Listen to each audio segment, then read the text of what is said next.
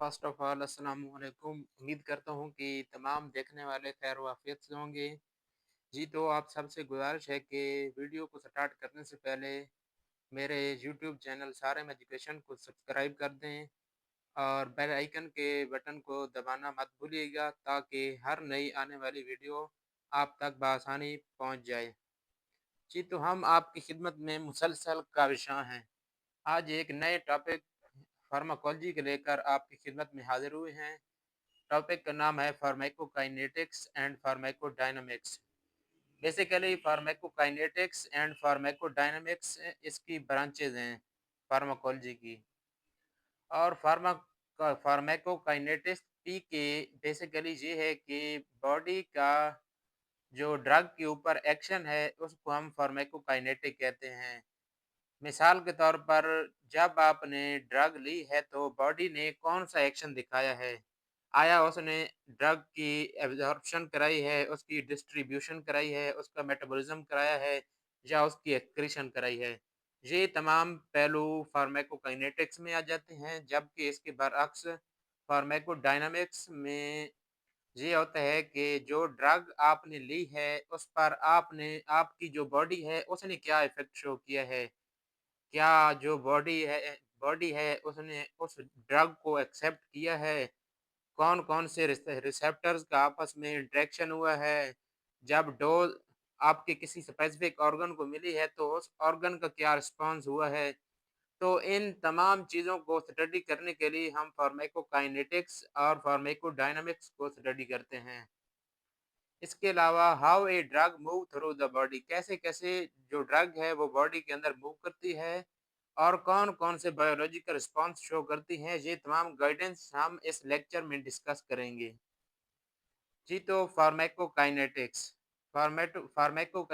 Basically journey of a drug है कि कैसे-कैसे जो ड्रग है वो बॉडी के अंदर सफ़र करती है।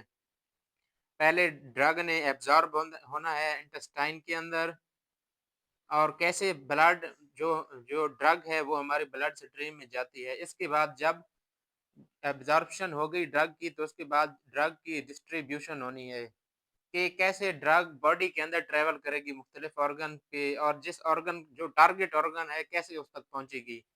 इसके बाद उसका मेटाबॉलिज़्म होना है ड्रग का। How the body break down the drug, हमारा जो जिस्म है वो ड्रग को किस तरह ब्रेक करता है और किस तरह इस्तेमाल करता है। बेसिकली ये तमाम प्रोसेस हमारे लिवर के अंदर होता है।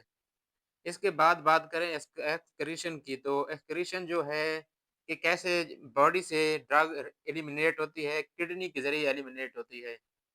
इसके बाद फार्माकोडायनामिक्स बेसिकली पीडी ड्रग का इफ़ेक्ट है कि ड्रग का बॉडी के ऊपर क्या इफ़ेक्ट हुआ है। मैकेनिज़्म ऑफ एक्शन बेसिकली जो है ये फार्माकोडायनामिक के अंदर आ जाता है। How the drug interact with cells binding to receptors, कि कैसे ड्रग ने सेल्स के साथ बाइंड किया है और कैसे सेलुलर रिस्पॉन्स शो किया है। इसके बाद dose response, the relation between drug concentration and intensity of it effect. Dose response में बेसिकली ये आ जाता है कि आपने कितनी ड्रग ली थी और उसका कितना इफेक्ट शो हुआ। तो इस चीज़ को भी हम फार्माकोडायनामिक्स के अंदर स्टडी करते हैं। इसके अलावा थेराप्यूटिक और toxic effect, the desired and potential adverse effect on the body, कि जो ड्रग हमने ली है कैसे उसने नेगेटिव इफेक्ट शो किया है या पॉजिटिव इफेक्ट शो किया है, ये हम फार्माकोडायनामिक में स्टडी करते हैं। इसके बाद ये चीज़ है कि why mate together, pharmacokinetics and pharmacodynamics को हम इकट्ठा स्टडी क्यों करते हैं? क्योंकि बेसिकली फार्माकोकाइनेटिक्स और फार्माकोडायनामिक्स एक दूसरे से लिंक्ड होते हैं। फार्माकोकाइनेटिक्स में हम डिटरमाइन करते हैं कि how much the drug reach the target, कि कितनी क्वांटिटी है जो ड्रग की उसने टारगेट पे जाके अपना इफेक्ट शो किया है। और फार्माकोडायनामिक्स के अंदर हम ये डिटरमाइन करते हैं कि हमने कितनी अमाउंट में डोज दी और कितनी डोज टारगेट तक पहुंची। इन तमाम चीज़ों को समझने के लिए हम डॉक्टर की right drug, right dose and schedule को मैक्सिमाइज बेनिफिट और मिनिमाइज रिस्क फॉर पेशेंट।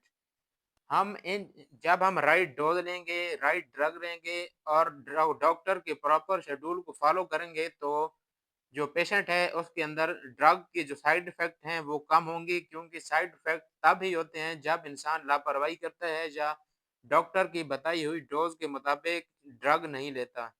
तो उस सूरत-हाल में जो ड्रग है वो अपने साइड इफ़ेक्ट शुरू करती है। उम्मीद करता हूँ वीडियो आपको पसंद आई होगी। वीडियो को लाइक कीजिएगा, कमेंट कीजिएगा और चैनल को सब्सक्राइब करना मत भूलिएगा। खुदा हाफ़िज़।